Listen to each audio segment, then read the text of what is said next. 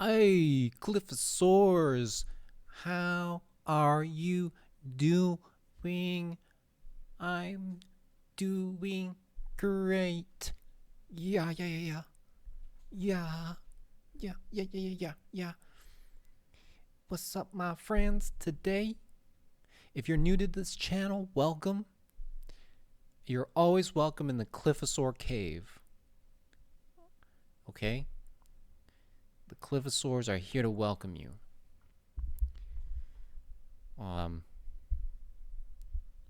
Quick shout out to those who attended my live stream last week. On Friday, I streamed. I just was like, I'm gonna live stream today, and it may or may not be a regular occurrence because I wanted to test out avatar streamers, where basically when you log into my live stream, you get a little avatar on the screen and you can see your little character, and you will be in my video, and you can jump around and play. There's going to be like little mini games that you can play. So anytime I live stream, you get a chance to get to be in my video with your character, and I'll assign you a little dinosaur that you can be. And once you're a dinosaur, you can hang out and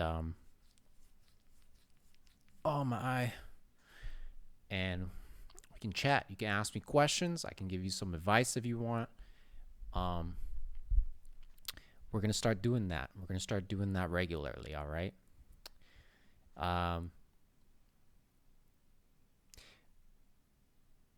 This video is going to be about the difference between INFJs and INFPs, because there's a little bit of a confusion about this. And somebody on my Discord, you can also join us in my Discord. We have currently 5 members.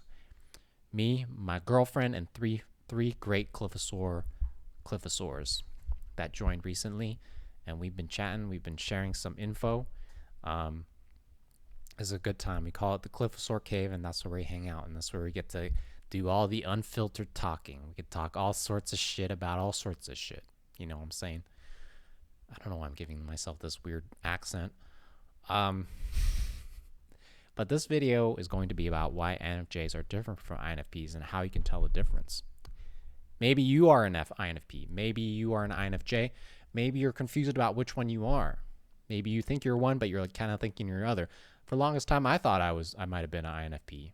I was like, I know I've been typed as an INFJ, but there are certain things that I do that make me feel like I'm an INFP, but it might have been wishful thinking sometimes, because I've always admired INFPs, and I think INFPs are probably some of the most creative people in the world. As far as the arts go, like artistically, INFPs really are so good at art. But I was like, no, gotta stay true to myself. I'm an INFJ. I'm a little different from an INFP. Actually, very different from an INFP. And so what are the differences? Well, the main way I can tell the difference between an INFJ and an INFP is really just by the way they look. The way they look, like the way they look, not the way they look, but the way they look, like the way they look at things, like the way the eyes are expressed, right? INFJs kind of have like a more focused kind of look, like hyper focused laser kind of look to their eyes, and they're looking at things, and it's like, it's not super sharp, but not like an INTJ, not like intense, like, but like INFJs are very like, there's a soft focus that looks into you, and it's like piercing, right? It goes right into your soul. That's what they say. When you're walking around a room, you just see the eyes of INFJ, and there's like an aura. Every time I pass an INFJ, there's always like this aura, and I could feel their essence from like far away, actually. It's just like this soft kind of aura about them. And then you see their eyes, and it's like, whoa, shit, what the fuck? And you're like, oh, no, stop it. No. But when you see an INFP, it's more like, they're like, happy-go-lucky. There's a freedom to the way they move and they walk, and this like they're like, mm, mm. And it's soft, there's this like this just kind of like carefree feeling towards them. It's not so intense, it's not so piercing. Although when you do look into an INFP's eyes, there is a piercingness to it, because you can tell that they can read you. They read people pretty well too, okay? Don't underestimate the possibilities or the abilities of the INFP to read your BS and call you out on that. Or not call you out, but just see it and be like, bro, you fake, bro. You fake. There's another way you can tell the difference between an INFJ and INFP.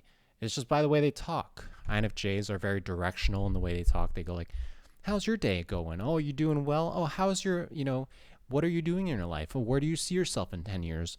It's a lot of questions. It's a lot of like, curious about you kind of thing. And then you ask an INFJ, well, how are you been? And the INFJ's like, good.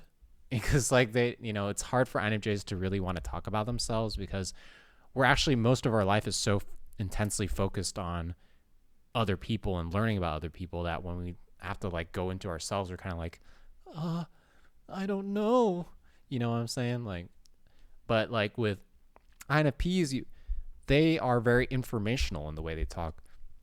When they talk, they're just like, I have a lot of feelings. I have a feeling about ramen. Ramen is like this, and I don't like how it's crispy, and I don't like how it's, I feel cringy talking like this, but I don't like how it's crispy, and I don't like how, the taste of it's so disgusting. I don't like this brand. This brand's pretty good though. And they have a lot of information in the way they talk. They just give you a lot of information, right? There's a lot of information, and they know a lot. And they know how they feel about those things too. They have they have an assessment about that thing, and although most of the time they're not so super harsh about it. They're nice about the way they go about it, but they do have feelings about things. And they really don't like something, they really don't like something. And if they really like something, they really like something. They're pretty transparent. And I remember meeting INFPs for the first time and just thinking how honest they are. It's like, like I'll be walking down the hallway and be like, and spot an INFP, and I'll be like, hey, what's up? And they'd be like, oh, nothing much. I just had diarrhea. And then they'll just tell you that, and you'll be like, oh, nice. Okay. I don't get that often. And it's refreshing. It's refreshing to see that kind of transparency and honesty. As an INFJ, I grew up not used to being that way. I'm just like really just like, curated. I feel like I've always, INFJs tend to end up curating themselves a little bit too much with their public image, because we're aware of how we view others. So we kind of like feel that other people view us the same way. But the older I get, the more I realize, they don't analyze me in the same way. So I don't really have to care about like, how I'm acting as much. Because like not everybody's like me, like just hyper focused on every single movement other people make and stuff. And so that's another way you can tell, okay, if you're an INFP or an INFJ. Because if you ask an INFP a question, they can answer about themselves, they can answer that very well, and they're very thorough with how they say it. If you end up just like when you talk to somebody, you can kind of figure out if you're an INFJ or an INFP. Because like if you start, and also if if you're talking to an INFP and you're an INFJ or any other type, and you start talking about yourself, they don't really have much to add to it. It's rarely that they less mature INFPs, they haven't really developed this ability, the FE ability or the extroverted feeling ability. So they don't know how to get you to expand on, what you're talking about. Like if you say like, oh, this is how I feel about this thing or this thing, and if they just don't have anything to add to it, they just kind of stop talking, and they don't realize that, that might make them feel like, oh, they're not interesting or something. And that's kind of how I feel like they're not even aware that that's happening. And that's always the vibe that I get. So, that's how you can tell with talking. So visually you can tell, with verbally you can tell the way they talk. And then the last one is just dressing style. Like that's the last thing that I'm thinking about right now is just the way they dress. Okay, INFJs, they have a very the way INFJs dress is very focused. They're the items that they wear, like the pieces, they all have, I guess they all have a purpose. They all serve a purpose. If there's an accessory, this is like to show you, oh yeah, I am a person that gets ear piercings, or I have a necklace. I'm a person that wears a necklace, and usually there's only one focused item. Like, okay, like that today's outfit, the necklace is like the focus, or the shirt is the focus. It's really like all kind of like working towards one theme. Like, oh, today I am dressing up like sporty, so we'll wear like for sure we'll be wearing running shoes or like athletic shoes, and then it'll be a workout outfit, right? INFPs is kind of like, I feel like it's all over the place. It's like it could be anything, right? And INFP doesn't really have a focus. It's just an overall vibe or energy to the way they dress. If you look into INFP like Johnny Depp, for example, it's all over the place, and there's no there's not too much reason behind how they dress. It's kind of like, this is how I feel, and this is what I'm feeling. This is what I want to wear.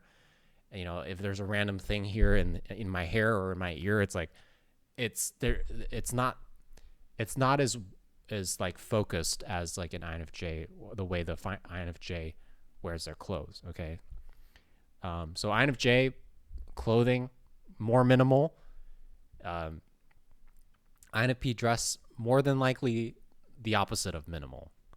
That's the way I kind of explain it. So I hope that helps clear up a few things. If you're a bit confused, if you're INFJ or INFP, if you can't figure out your friend is an INFJ or INFP, that's just kind of the way I see it.